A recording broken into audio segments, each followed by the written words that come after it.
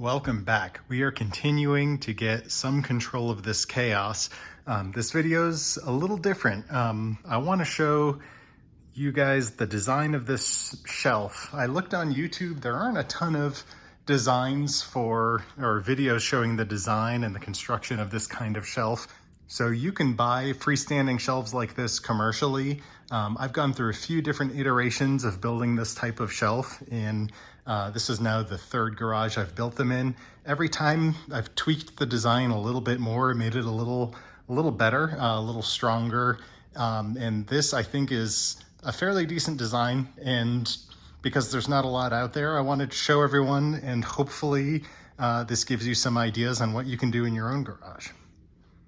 That being said, this is a longer video. I get that. I'm breaking this video into sections. I'm going to go over the design, the parts list, the construction, and I'm going to put chapters down in the comments. So if you're just here for, say, the parts list and the pricing, you can jump right to that, and you don't have to watch me drone on about the design and drawing on a whiteboard. You can just go right to what you want. Okay, I'm here on the floor because I don't have a workbench yet, but I've got this notebook that just over the years, like everything I've built, I kind of take notes and all my measurements, and it's actually kind of fun to go back and look.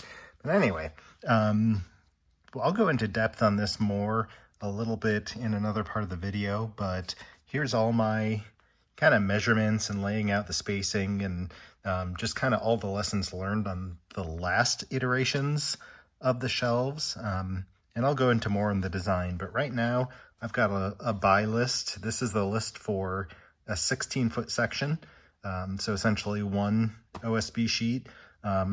Today I'm going to go get two, basically double this list. A bunch of these hardware things, they price out cheaper.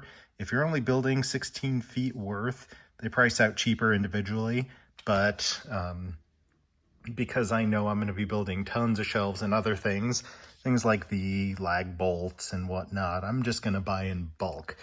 So yeah, economy of scale. If you're building a bunch of shelving, do what makes the most sense for you.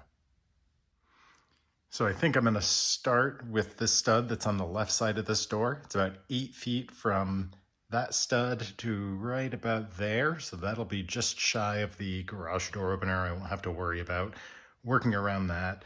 So I'm going to do the 8-foot section and then another 8-foot section as a starting point. So that'll be 16 feet of shelving, and that'll let me get a bunch of these totes up and out of the way and actually start to use the space back here. Eventually, I think I've decided I am going to take down these cabinets and run the shelving all the way around, and that should give me tons of space. I'll probably, again, eventually work it around over here, and you can never have too much shelving. So we'll see. That's down the road. I'm probably going to pick up enough for 32 feet of shelving. So two 4x8 OSB sheets ripped in half. So that'll give me the 2-foot by 8 4 of those. So yeah, let's get going. Okay, after a trip to the hardware store, I went and made some modifications, priced out. I'll put a list that's cleaner than this of everything that it would be needed for just a 16-foot length of this, just so you have it in mind. Obviously, if you connect multiple lengths and you go 32 feet, like today I bought enough for 32 feet of shelving, and I'm going to have more later, your price per does go down.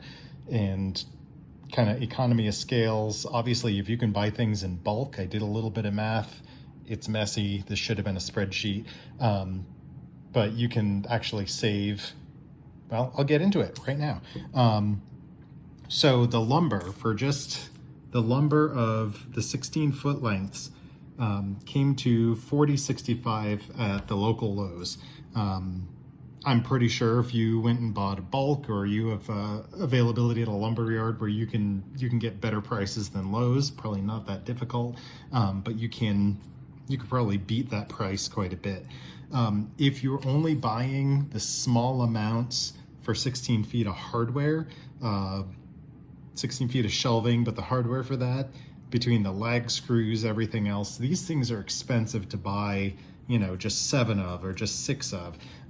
So if you were going to buy just this and you weren't building more shelves or using it for anything else, at Lowe's locally, it priced out to $36.30. If you bought in bulk, like instead of, you know, getting the pack of, you know, 50 cents each for these, you went and bought in bulk, even at the local Lowe's, that prices out to $22.26. Out of curiosity, I priced it at Grainger.com as well. Some of these prices go down greatly, some of them don't, so I didn't include them in. Without shipping, it's $10.83. So just from, you can save probably 26 bucks going from onesie twosie at Lowe's to going in bulk at Grainger off the total of this. That being said, you'd have to find a Grainger near you, and if you don't, you'd have to ship, and that's about 25% more for shipping, so tack on a few more bucks.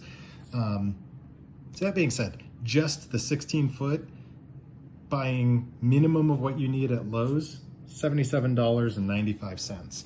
That does not include tax, that's just sticker price, and obviously lumber prices, they can change their prices whenever they want. So that's, as of today, August 2024, that's what it would cost you at Lowe's. That could change tomorrow. Okay, once I was done with construction, I came back and I did put everything in a spreadsheet, and I amended the parts list with what I actually used or what I could have gotten away with. Perfect example is I could have gone with shorter carriage bolts on those, so that'll save you like what, 6 cents. But if you want to pause the video or take a screenshot here and get a parts list, feel free. What you'll notice is there is a cost savings. Obviously, the longer you build the shelves, you get shared supports and legs between them, so that cuts down on your lumber cost and hardware cost.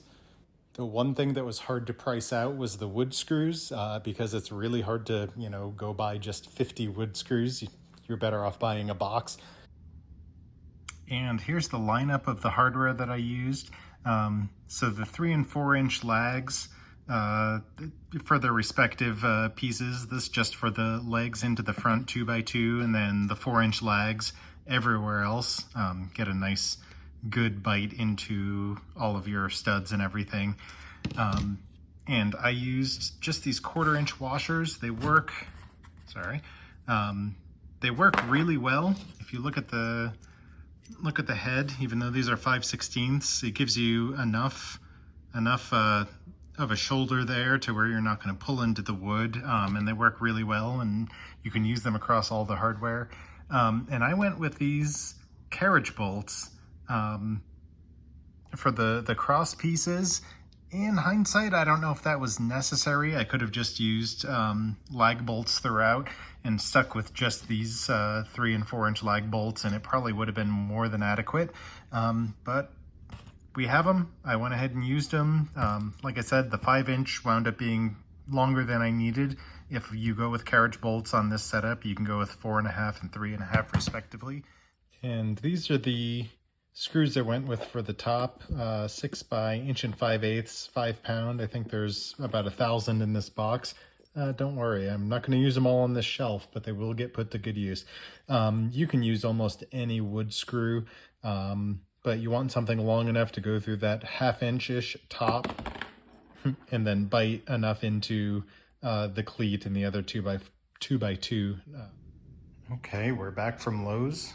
Got my shelving tops and all my lumber there and various boxes of hardware. I went with the 7/16 OSB, which is just shy of a 1/2 inch, and they cut exactly, they're exactly 48 inches wide, so just had Lowe's rip cut it, and that's how you get 16 feet of shelving out of one board. In the past, I've used a thicker board than this, and the way I have it designed, that's actually not necessary. I used this same stuff in my last garage, and it worked great, especially with the added trusses or cross pieces that I'm going to be using. It should work out just fine. But it's pretty late in the day. My thermometer's telling me it's over 90 degrees in this garage. I haven't done the insulation or the vent fan or anything, so it's going to be just basically miserable through the summer. So tomorrow morning I plan to get back at it and see if I can get at least one length of shelf built. Okay, it's a much more reasonable 78 degrees in here. Hopefully it stays that way throughout the rest of the day. I really want to get this shelf built. But before that, I figured I would take a little time and go through the design and kind of my thoughts behind the design. This is not to say that this is the only or even the best way to build this. This is what my design has evolved into over the years, and it works well for me. There are dozens of ways that you could do this, and there might be other better ways or better suggestions. And honestly, I'd love to hear them. If you've come across a better way, or you've done this differently and took a different approach, let me know. I'd love to learn. I figured I'd start off showing you kind of my thoughts behind the concept and the design and why I built things the way I did. I'm not a structural engineer, but this is what wound up working for me. So here's the top. And I used a 2x2 for a cleat here. Now here I've got a 4-inch lag screw that's 5/16.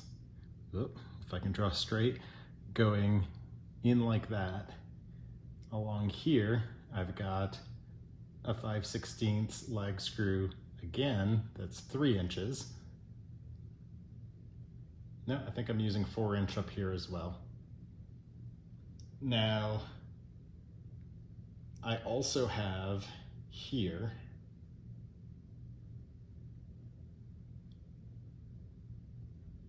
see if I can draw this reasonably, another 2x2. And that is lag screwed using a 3-inch lag into this 2x4. So that creates a really nice triangulated system. The weight that's on the shelf wants to pull it down. Let's see, use a different marker for this. Wants to pull things down this direction. So that does a few things. That makes it want to pivot on this point and rotate the entire structure. So you need this top part anchored really securely into the wall. So we'll do hardware in blue, why not? Every 6 inches along here, I've got screws going into this 2x2 and then screws going into this 2x2 as well. So this was the design that I used in the last garage, and it worked incredibly well, held a lot of weight. In my opinion, the weak point, this is obviously not to scale, the weak point in this design is I'm dependent on these essentially wood screws in the OSB, keeping this board from pulling away from the wall. There's really nothing else besides these wood screws holding it in place. So on this design, I am adding, I think, once every length of board, so once every 8 feet, I'm adding, again, not to scale, but a 2x4 that's going to go across here. Probably something like that. Oh, that's a mess.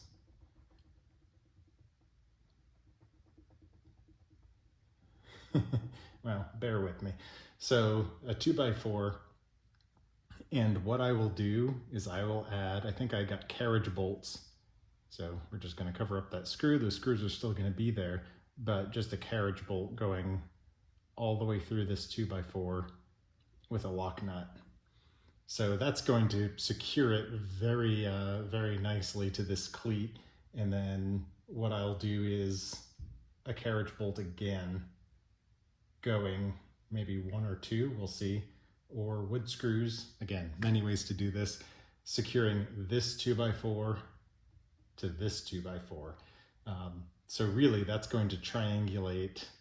This will be secured down here so it doesn't slip anywhere. triangulate this part to this part so I'm not dependent on just this sheet of OSB holding everything up.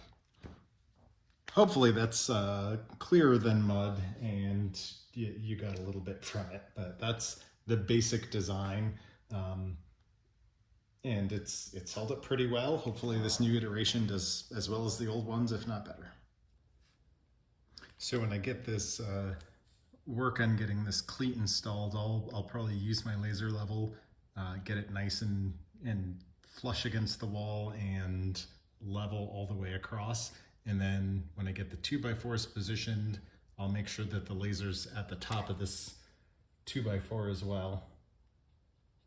And then drive it in so that this is level, that's at a good angle, everything should be nice and ready to go. Okay, if anyone is interested, I went ahead and took my sketchy drawing from before and put some of the measurements on there. Obviously we have 24-inch wide shelves.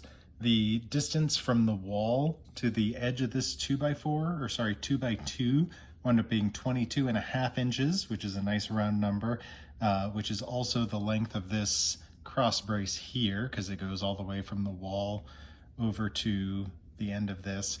Doing a little trig from the corner here to where you need to cut for the end of this 2x4 was just shy of 32 inches, and I rounded it to 31 7/8 was the closest 1/8 inch.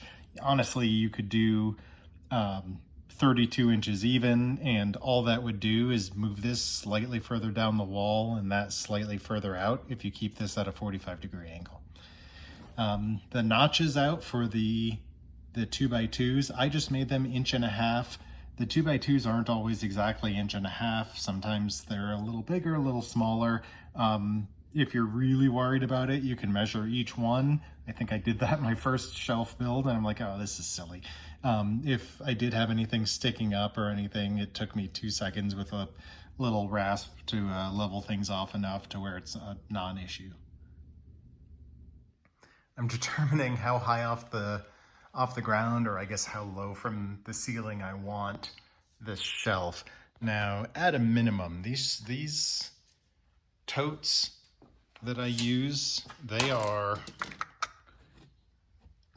just about 13.5, 14 inches. I do want to have at least 2 feet. Yeah, there's a box 16 inches. I want to have 2 feet in case there's something a little taller that I want to put up there. At a minimum, if I put, let's see if I can do this one-handed. If I put the top of the shelf at 24 inches, I can't do this one-handed, but that's almost there. I'm extended all the way that I can get, and that's almost exactly 24 inches. If I put it up that high, there's no way I can ever get anything down without getting a step ladder or anything, which isn't that bad, but it'd be nice to be able to put something small up there and be able to get it back down.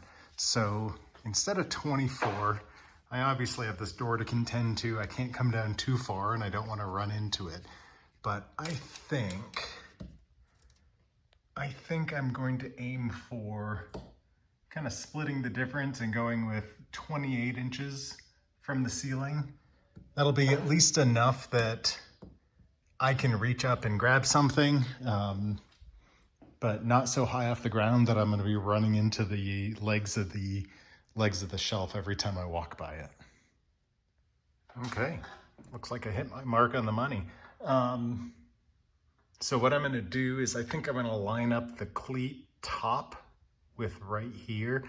So I'll lose a 1/2 inch up that way, which is totally fine. That's going to give me plenty of room up above. Yeah, if you are doing this and you haven't invested in a laser level, this is a lightsaber. This is a lifesaver. The first one I did, I just used a little 4-foot level, and man, it almost was level. But over a long distance like this, there's really nothing that compares.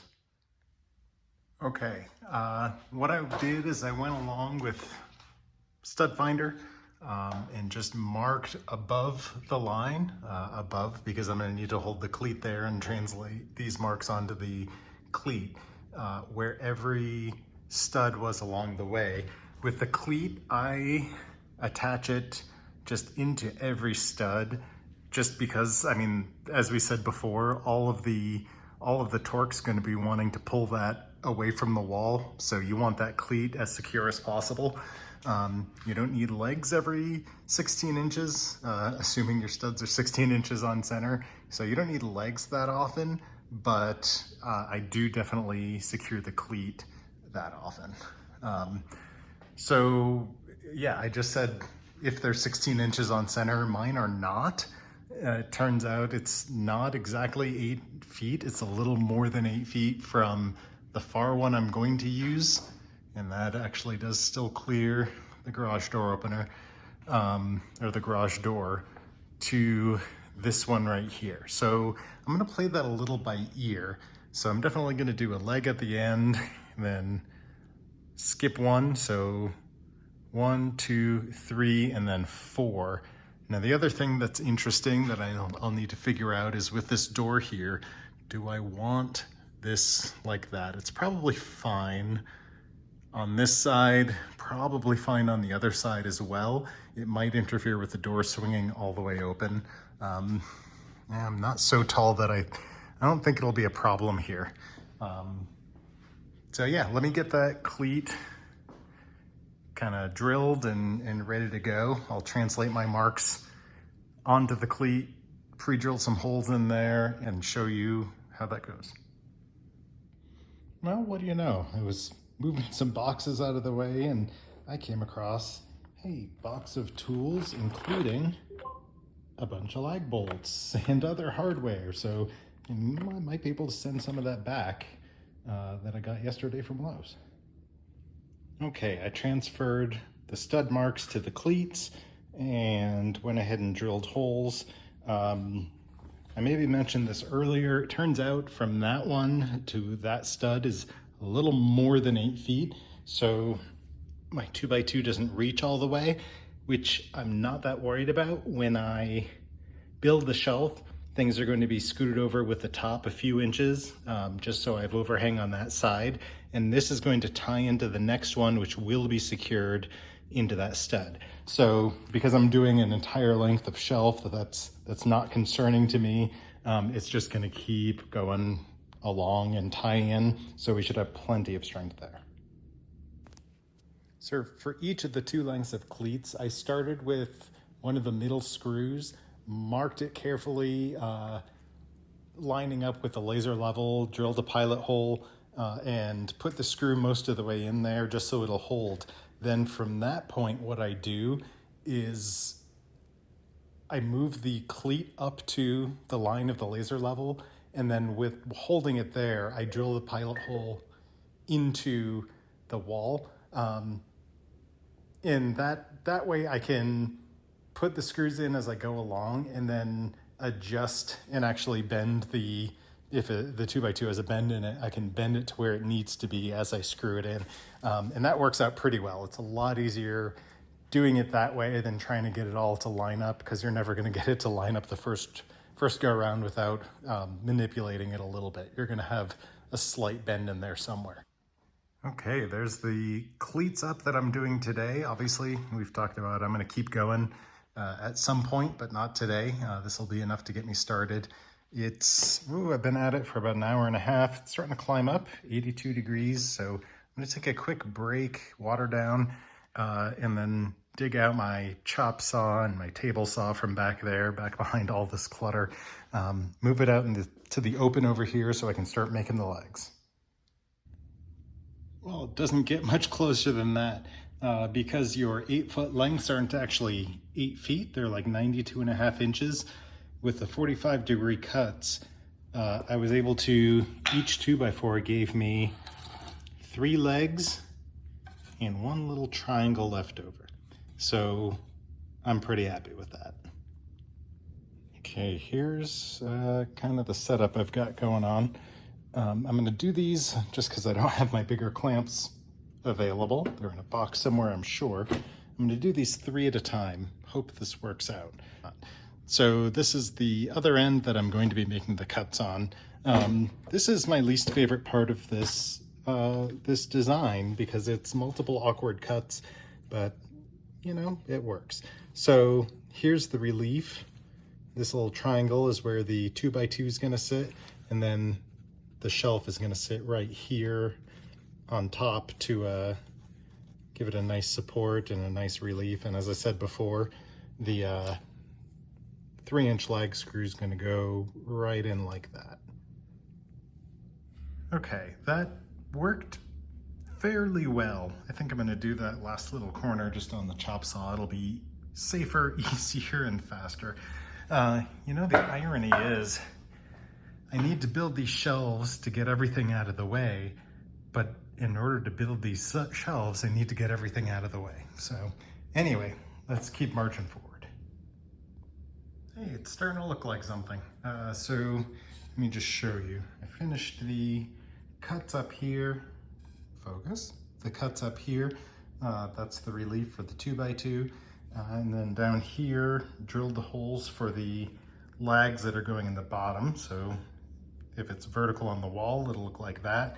I think this 45 is actually ideal for going in, just because of the way it's not going to be, well, pulled directly out like this. If anything, it's going to be torqued like this. I don't know if that's making any sense, or just pushed down and compressed.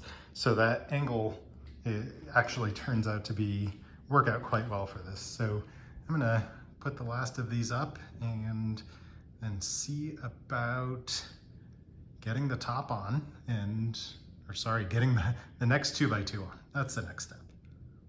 Look at that. Okay, and as I'm doing this, I did obviously tighten down the cleat all the way, but I'm leaving these loose for now.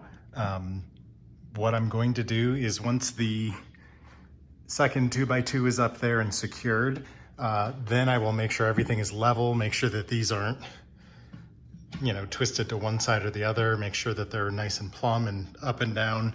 And then once everything is in place, then I will tighten them down, just so you don't wind up with a, you know, nice wave on your shelf. Okay, that is the framework for the shelf. Sorry, I'm a little tired. It is, been at it coming up on 4 hours of active time. That doesn't count the break I took. Now, on my previous iterations of shelf, I would have just put this OSB on top, screwed it in at the back, brought it up to level, and then screwed it in at the front and called it good. I talked about this before. I plan to add just every 8 feet or so an additional brace going from across here to here, just so I'm not trusting the wood screws and the OSB to hold in this dimension, right? Because that's going to be, with the weight coming down on it, it's going to try to pull that apart, and just having wood screws and OSB is maybe the weak point of that, that design. So I think what I'm going to do, it's getting late enough in the day. I'm going to hold off on that. I am going to put the OSB up on here, screw it in at the back, and then do what I just said, bring the front of it up so that it matches my level, my laser level line, and then screw it in the front. And that will triangulate everything and put it where it needs to be. Then I'll tighten down all the lag screws at the bottom. I got them snug, but as you can tell, it's still, maybe you could tell, it's still loose enough to where I can move it up and down a little bit. That's intentional. Once everything's in place and exactly where it needs to go, then I'll go back and tighten everything. All right, good progress. Let's keep at it. I almost forgot. 92 degrees. Good times. Okay, I went ahead and screwed in the back of the OSB against the cleat. So that secured one side of the last piece of the triangle. And then, because I haven't tightened anything down yet all the way, I'm able to move this front edge up and down, and I still have my marker there so I can line it up so it's nice and level all the way across and clamp it down.